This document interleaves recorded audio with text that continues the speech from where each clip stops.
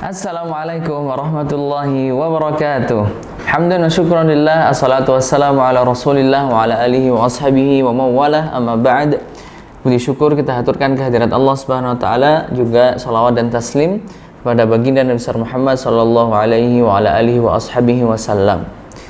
Kembali lagi bersama saya Hanafi di Akademi Tahsin. Bagaimana kabar sahabat Al-Quran hari ini? Alhamdulillah, semoga sehat selalu, semoga tetap semangat belajar Al-Quran bersama Akademi Tahsin. Alhamdulillah, kita bertemu kembali, kita lanjutkan. Kemarin kita sudah bahas, terakhir itu di halaman 73 ya, sahabat Quran. Bahas 3 huruf tha, shin, dan shad. Nah, insya Allah masih ingat ya sahabat Al-Quran, penekanan-penekanan bahasan yang kita ulas kemarin, yang kita bahas. Sehingga semoga sahabat Quran sering dipraktekkan, sering diulang-ulang biar tidak lupa dan biar terbiasa ya perbedaan pengucapan huruf tha, shin, dan shad ketika sukun.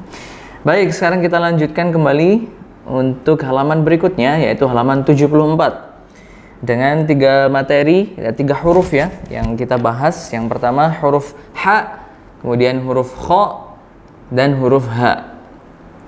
Nah, coba kita baca dulu ya kotak atas di halaman 74. Ah,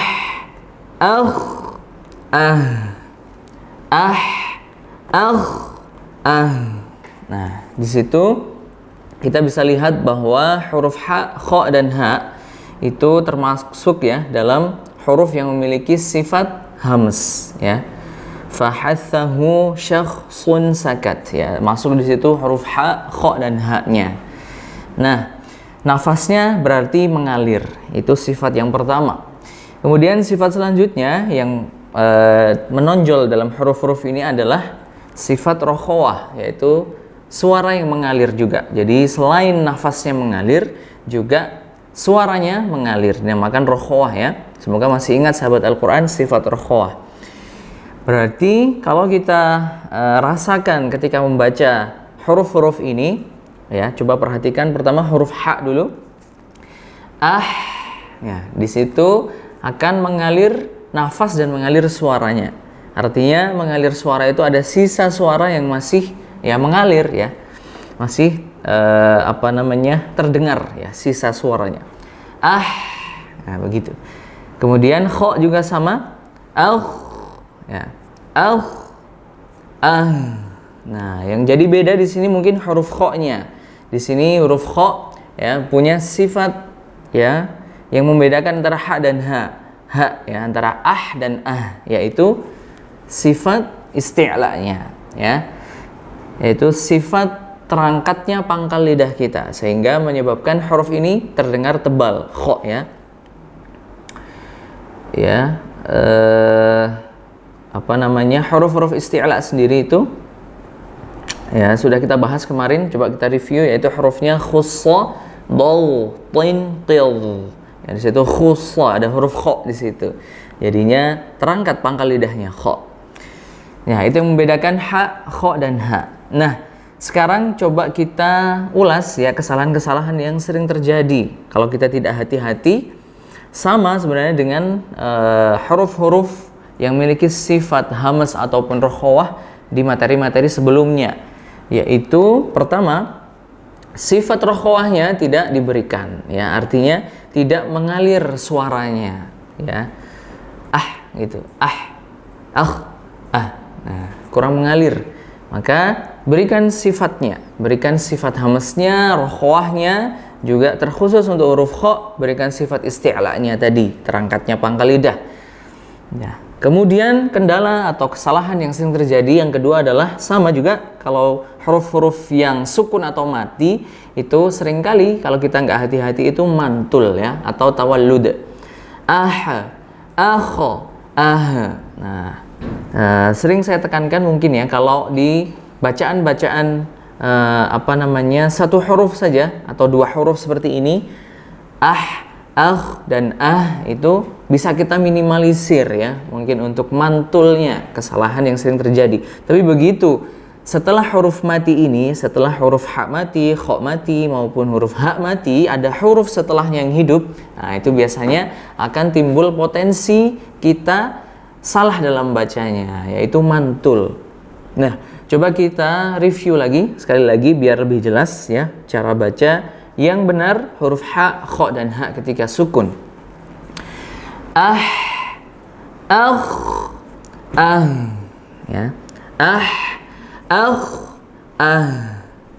Sekarang kita coba baca baris pertama dan sampai ketiga. Baris pertama, kedua, dan ketiga yaitu penerapan kata. Ahkama, yahkumuna, akhruju, yakhrujuna, ahlaka, yahja'una. Nah, itu penerapan di katanya ya. Jadi hati-hati tadi kalau sudah bertemu dengan huruf yang hidup setelah huruf yang kita bahas yaitu huruf mati, ha, kha dan ha di sini, jangan sampai ya potensi kesalahannya kita timbulkan ya. Jangan sampai salah bacanya, jangan sampai mantul karena itu yang sering terjadi.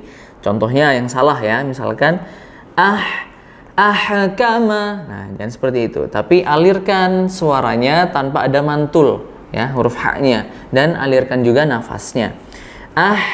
Ahkama ya. Sama juga di huruf kha juga jangan sampai mantul. Yakhrujuna, jangan sampai. Yakhrujuna.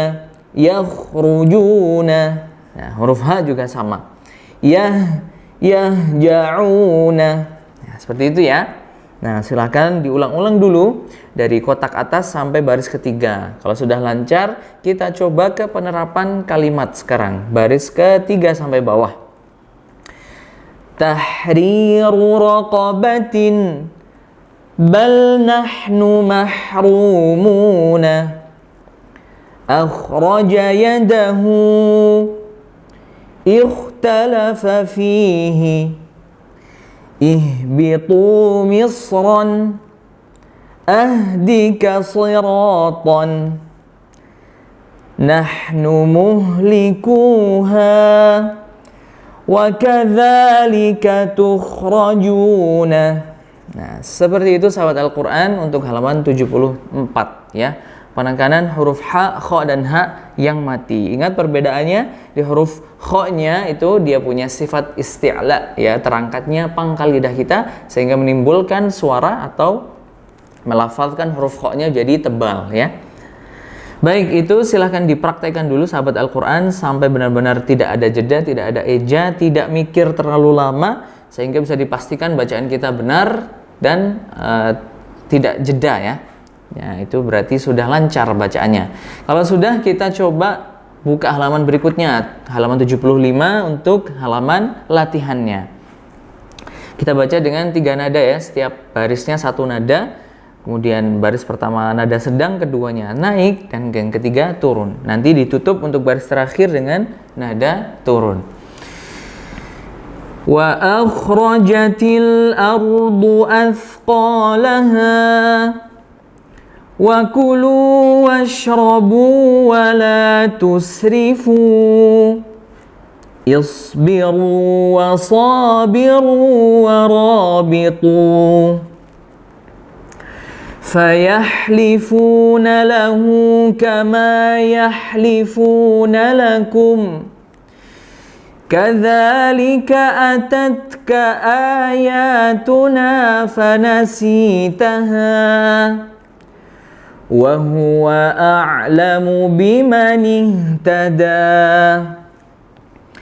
wa bil ashari hum yastaghfiruna nahnu nuhyi wa numitu wa ilainal masiru. Nah, itu halaman 75. Silahkan dilatih bebas dengan nada 2 nada saja boleh ya, artinya nada pertamanya sedang, nada keduanya langsung turun boleh, dan seterusnya sampai bawah, atau seperti tadi yang kita contohkan dengan 3 nada, dan baris terakhir kita tutup dengan nada penutup yaitu nada turun. Baik sahabat Al-Quran, silahkan dipraktekkan lagi, diulang-ulang, pastikan benar-benar tidak ada salah ya, tidak ada salah, tidak mantul terutama karena kita bahas tentang huruf-huruf yang mati atau sukun ya.